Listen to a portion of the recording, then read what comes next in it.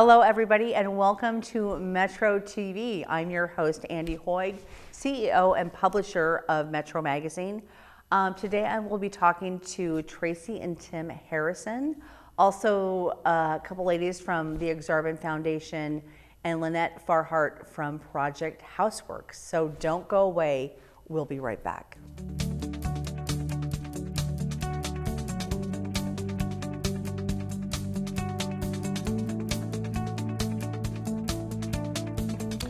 Well, welcome back. I'm here with Tim and Tracy Harrison. Tim, founder and CEO of Harrison Financial Services, but we're featuring you both in our October issue because you guys are doing just really great things in the community as a couple, as individuals, and your families. So thank you for joining me today. Thanks for having us. Thank you. So let's talk a little bit about just, you know, as a couple and as a family, kind of your philanthropic activities, and how do you get your family involved in that? Tracy?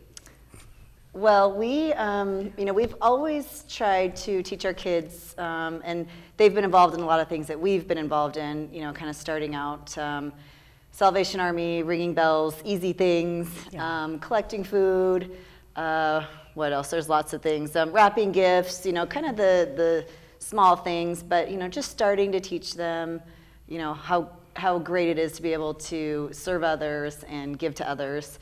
And hopefully at some point, you know, we think that they'll find their own thing and, you know, kind of graduate into, you know, organizations or things that they want to do. And then hopefully we can do that with them as well. Yeah, and how old are your kids? Lauren is 14. She's a freshman at Marion, and Blake is 12, 7th grade at St. Vincent.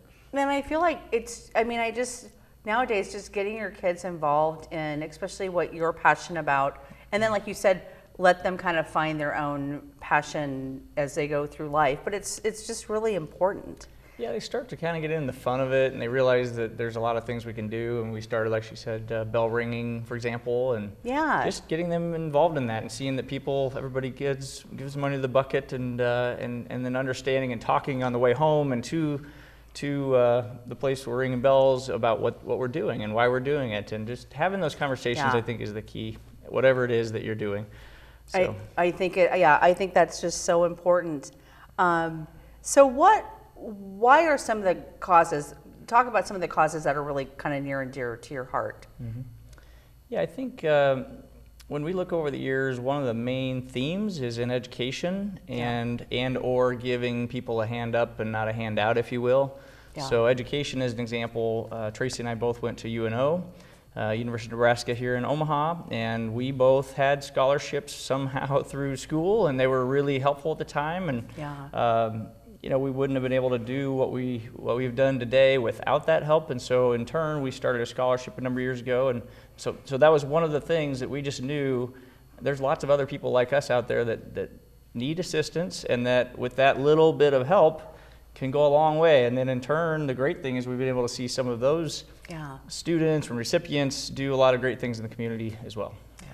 Because I feel like too, I mean, you're not just born in and you just wake up into this place in life that you're at. You do, like you said, you do get help along the way, and it's important that creating this scholarship, this UNO scholarship, it helps other people, and that's really important. So, what is the scholarship about at UNO? I mean, is it for entrepreneurs? Is it specific to? It's real similar to kind of what we were in school, so it's basically for primarily business students, mostly accounting and investment and finance, and who have a certain GPA and are working full-time or near full-time. So it was important for us to give it to somebody who isn't necessarily just a full-time student, but is also working really hard to make this thing happen. And again, a lot of times they need financial assistance, and we may be one of the only people able to provide it in this case. So all the kinds of things that we had to go through, we were hoping to have something similar in terms of the types of people. Absolutely. That really appreciate it. You know? Yeah. So, I mean, again, just that whole, you know, giving the contribution that people made to you then continues kind of your legacy to contribute to others. So definitely. So let's talk about as a couple, you've got your family, but as a couple, what's important to you and why, do you do things together that are giving back as a couple versus a family? We do. In fact, we literally just came from a luncheon. Okay. All right. We were there and just we're chairing this year a particular fundraiser and for people who are giving a certain amount and some of the larger donors for an organization here locally. Okay. And so that's what we came from. And so we do quite a few things together. And Yeah. then certainly Tracy's got a whole list of things I know she is doing on her own. And you could certainly speak to a few of those things. And so a little bit of both. Yeah. So let's talk about that because again, the couple, the family, but also there's the individual importance in the mission. Yeah. So what are you involved in? Well, it all kind of ties together in a way. But For sure. as an example, I'm on the DJ's Hero Scholarship Committee. So it's, back to education for Salvation Army. And I love, we read through all of the applicants, and it's a hard process to choose, 7 to 10 students that are going to receive this. Out of hundreds, Yes. Yeah. But it's really fun. I'm on the Guild Board for Completely Kids.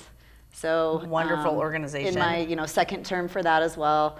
I do some United Way CERT committee work.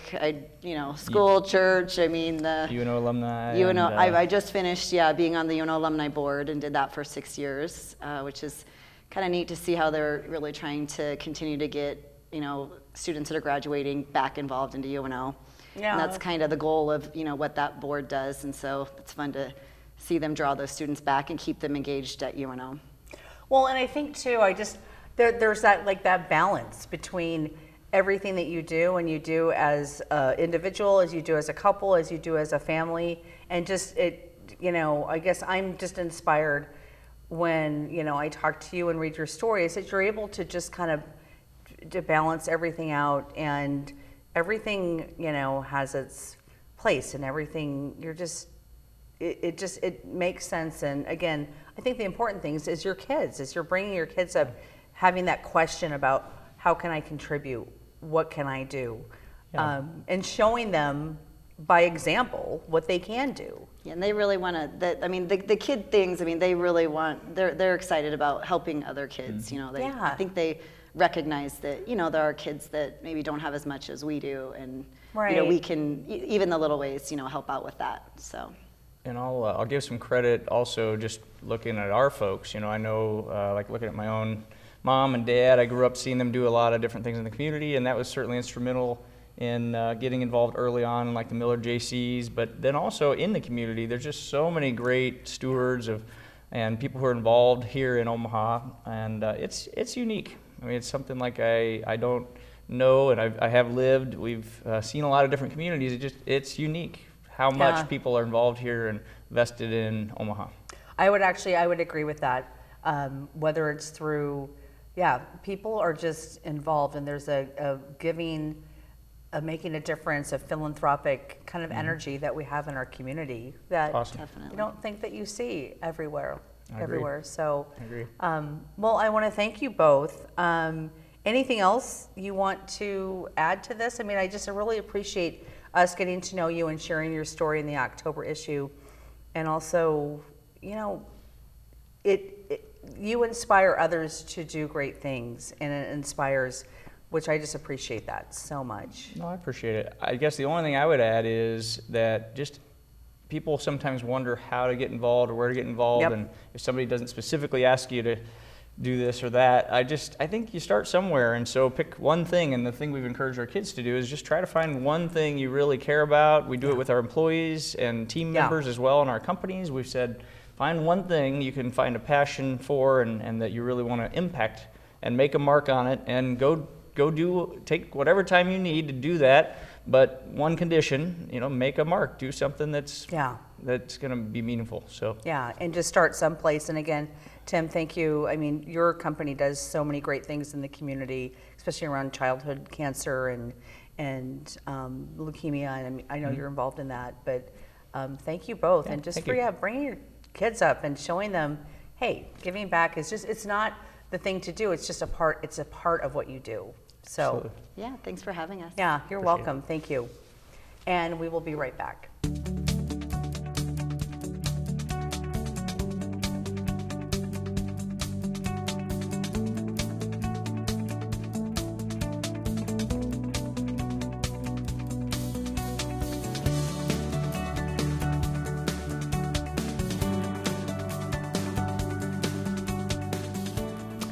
Well, I'm here with Beth Wilson. Beth is the Exarban Women's Ball Committee Chairman, and Julie Klug, the Director of Marketing and Community Engagement for the Exarban Foundation. Ladies, thank you so much for joining me today. Thank you for having us. Yeah. So we're going to talk a little bit about the Exarban Foundation and then the big event coming up, the Exarban Ball, which, what year are we in? Is it the 123rd ball. Wow, oh my gosh, I that's can't right. believe that. Yeah. So Julie, let's just talk, what is the Exarban Foundation? Kind of what is the mission of the Exarban Foundation? Sure. So we were founded in 1895. And really we were created to address the most pressing needs of the state of Nebraska, which at the time revolved around the state fair being moved to Lincoln from Omaha. And, you know, really we've changed a lot over the years, but we've always kept that main focus of what is the most pressing need of Nebraska and what can we do to really help that. And so right now, you know, it's workforce development, and that's the most pressing concern, and we really need to put all of our focus on that and keep people here in the state. Yeah. Yeah. So let's talk a little bit about the focus of the foundation and how it's evolved.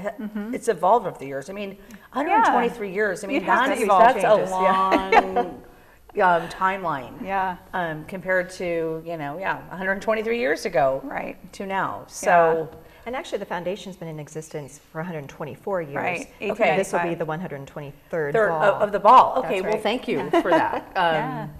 But that longevity, first of all, the longevity of this organization is amazing because you don't have a lot of organizations that have been Right. able to sustain that And we're very proud of that. and really being able to meet the needs of the citizens that it serves. So can you speak to anything like, we talked about the workforce development. I mean, was that kind of what the mission was back then, or how has it kind of progressed over the years? You know, again, the mission has always been around what the needs of the state are, and back then it wasn't necessarily workforce development. And it changes. It changes, right? You know, we are still very passionate about our scholarship program. Yeah. And even that is tied to workforce, educating students and making sure that they stay here in the state to fulfill their careers here. It's imperative. Yeah. And so, Beth, I want to talk to you. So the Exarban Ball coming up. Right around the corner. Right around the corner. So talk about that and kind of what's all involved in that and what's kind of some things that we can look at this year. Absolutely. We spend a year planning this event. There's a lot that goes into it. It's more than just a one-night event, and it's certainly more than just picking out linens for that night. There's a lot of behind-the-scenes work from these 18 women that put in a whole year's worth of work. And the very first thing that we are charged with for the year is to choose the scholarship recipients. So we're very proud of that. But then the work begins on planning the ball, Right. as it being the main fundraiser for the foundation. Yeah. So a couple things that changed last year is you now have a most honored citizen. We and do. And how does that choice? I mean, I know we can't say who they are because that is It's surprise. a super secret. But what goes into looking at that coupled or that individual? Well, so the Women's Ball Committee chairman works together with the Exarban Ball chairman, who is Rob Reed, and Tyler Owen is the vice chair. And you look at suggestions from the governors and counselors, and it can be an individual or it can be a couple. And I love the format. It gives us an opportunity to honor people that may not have been able to have been honored in the previous format. Right, So- right.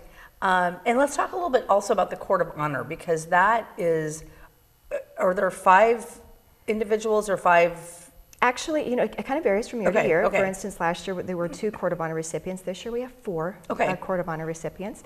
And there are 8 different categories, and you're going to ask me to name them all, and here I'm not. But agriculture, people that have excelled in their given Like areas. education or arts, or I mean, I kind of can go Yes, through the yes, the philanthropy, names. Yes. business, agriculture, education, healthcare, what professions, Yeah. so pull from those areas and who's been outstanding, who's really been outstanding in their career or given back to their communities. And Right. so I'm very proud of our 4 Court of Honor recipients this year. So, and who are they? Can you name them? I can name Okay. them, yes. They've been out there in the public for Okay. a few months now. Dr. Ken Cowan, Okay, great. Randy Schmazel, Roberta Wilhelm, and Chris Abbott with Abbott Land and Cattle. Okay, all right, wonderful. And again, the Exarban Ball, I mean, it's just really beautiful, elegant evening. It's a but fun anybody can come to it. Absolutely, yes. You know, you can come and celebrate and be a part of this. So, And we want you to. Yes. Come with us. Come, Yeah. celebrate volunteerism and philanthropy in the state. And if they're interested, if you're interested in purchasing tickets, you can reach out to the Exarban Foundation. Sue Easterman would be happy to help get you set up with tickets for the evening. yeah, because again, I mean, I think I've been going to the ball since 1990, I think is the first ball I ever went to, and I was like 22 or something like that. And continued to go and then photograph it for the magazine, obviously, but it is an evening of celebration of the Omaha community. So it's not just for the people involved in it.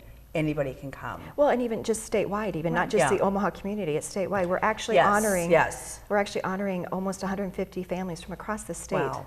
Yeah, That's for their amazing. volunteer efforts. Yeah, So it is exciting. such important Yeah. work. I mean, such important work. So anything else that I've left out in the last 1 minute that we have to chat? There are exciting things happening with Very the exciting. foundation. It's a really exciting time to be a part of the foundation and just for Nebraska. Yeah. Yeah. Yeah. All right. Well, ladies, thank you so much. Thank you. for Thank joining you me so today. much. You're I welcome. appreciate it. Thanks Yeah, again. and I'm excited. So again, October 19th, Saturday is the ball. You can go to exarban.org to find out more information about that event and all the other wonderful things you guys are doing Absolutely. Yes. throughout the year. So, all right. Thank you, Andy, Great. so very much. Thanks. Yeah. You're welcome. And we will be right back.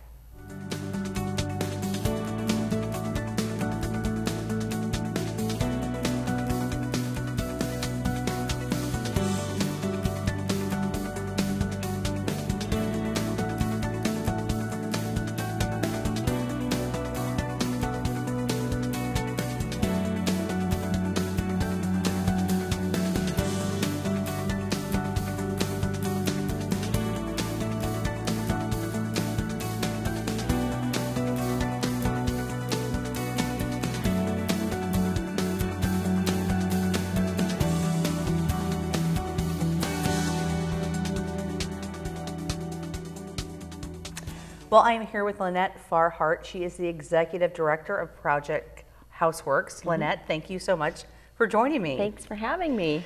I'm so excited. Lots of exciting things happening in your organization. That's right. So let's just talk first about what is Project Houseworks? So Project Houseworks is a local nonprofit that provides free home repairs and modifications for seniors. So that's anywhere from plumbing, electrical, roofing, to the modifications that would include a chair lift or a tub to shower conversion, ramp, railings, lots of grab bars, and when we can, relocating laundry machines from the lower level to the main floor so a senior doesn't have to go in the basement just to do that. So anything that a senior would need to live and age in a safe and healthy home. Okay.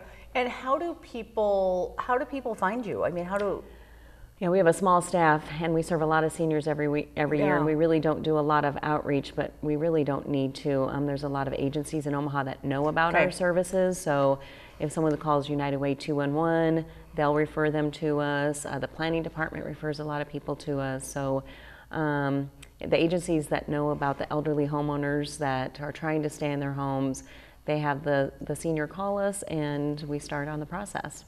So have you seen over the years, because how long have you been with, because you changed names like last year or the year before? Yeah, a couple of years ago. This will be the third and final name change. Okay. We were Christmas in April, and some people still remember us as that. At what? Christmas in April. Oh my gosh, okay. Yeah, that's how it started. And then they changed the name in early 2000s to Rebuilding Together. Okay. And last year we moved away from the national office and became Project Houseworks. Okay. And you've been with the organization for how long? A little over 6 years. Okay. How have you seen the needs change over the years? Have they changed, or Well, I don't know if the need necessarily has changed. I think our organization has changed a lot. Yeah. When I started, we were doing minor repairs for seniors, so we might go in and fix their sink or do an electrical repair, but very minor. But we've moved into a model where we do a whole house assessment. Okay. And so they may call because their sink doesn't work, but we're going to go in and check to see, if there's any trip and fall hazards, if their plumbing works, if their electrical works. Check their roof to make sure that it's not leaking or if it's old and needs to be replaced. And Yeah. all the work that we do is for free. We never charge anybody anything for our services. And so we've gone from doing minor repairs to investing $5,000 to $20,000 into these homes. Wow. For lasting impact. how can people? We're going to talk about Brush Up, but I want to talk about how do people support you? Omaha is such a great community. We have all the family foundations that are so generous to us. Okay. We also get funding through the planning department, which it comes from HUD. And we also get funding from the Federal Home Loan Bank. And so, again, those are big grants that allow us to do those big projects. So as me as an individual, because as you know, I mean, both my parents passed away this year, but also my mother in Estes Park, I just look at her and going through some of like the things that she potentially needed to have help on her house. Can I go to your website and just like make a donation? Yes, that would be great. Okay. There's a big All right. donate button on there. Okay. Yeah. All right. But I think like what I hear in the community over and over is from people to say, I wish I would have known about you. Yes. And my mom and dad could have used you. Yeah. And I think it's just so important right now to get the word out about our services. We served 184 seniors last year. I mean, we're doing a lot of work, and but we know the need is out there. And in the next 10 to 15 years, as the baby boomers age, our footprint's going to grow because the need is going to grow. There's not enough senior housing. They're going to have to stay in their home. And so I think what we do is going to become even more important in the future years. Yeah. All right. So let's talk about kind of the big thing happening as well is Brush Up, which was Brush Up Nebraska or the Paint-a-thon. I mean, and so talk about that because that kind of has merged into what you're doing. Right. And so Brush Up Nebraska we just celebrated the 30th anniversary, which is goodness. I know, it's amazing. Wow. Tom and Sheila Pettigrew have been running the organization for the last 30 years, have done an amazing job, and they want to retire. So last August, Tom called and said, can you help me find someone? And at the end of the conversation, we were like, hey, let's just merge. That would, that makes complete sense because they serve seniors, we serve seniors, and it's all about housing and keeping the seniors in their house. And so we just worked through the process this last year and merged. And so we actually hosted it with them on August 17th. We had 40 teams painting 40 houses on one day. And I know if you think about it, that's truly amazing. Our community is so great when stepping up. But we need more teams. We actually had almost 90 homeowners apply, and so we had to turn down 50 homeowners. Wow. And so when we are putting them through to next year, but we know we're going to get that many applications again next year. And I'm really trying to get the word out to engage more companies to do a really fun paint day with their employees. And what does it mean what does it mean to have your house painted? Well, for a senior, it's not necessarily maybe an issue.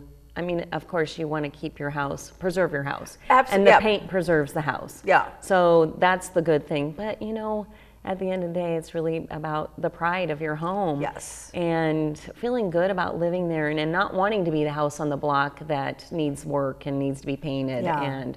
And they can't afford it. And so it's not going to be done unless there's a great volunteer team that comes in to help them. How can people volunteer? So we will start recruiting after the beginning of the new year. Okay. And if they just go to our website, projecthouseworks.org, they can click on the Brush Up link and find out information about how their team can get involved. All right. Well, that just a mental note for me and for you. I need to have you on right after the first of the Okay. year to talk about that, because so important what Thank you're you. doing, and I appreciate that. and- That would be great. and get more people involved. Lynette, thank you so much. So learning more, projecthouseworks.org Right. is the place to go. Yes. Thank you for being on the show. Thanks for having me, Andy. Yeah, you're welcome. And we will be right back.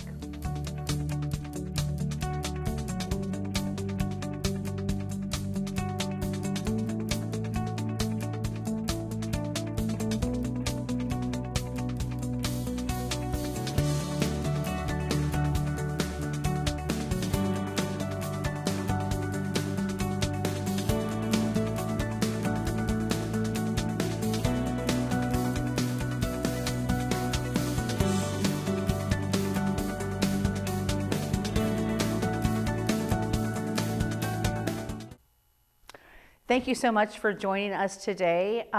Go to spiritofomaha.com. We are now taking nominations for our annual event that happens in January, but you can nominate an executive director, an outstanding guild, a business in the community making a difference, a service organization making a difference, and also a volunteer of the year.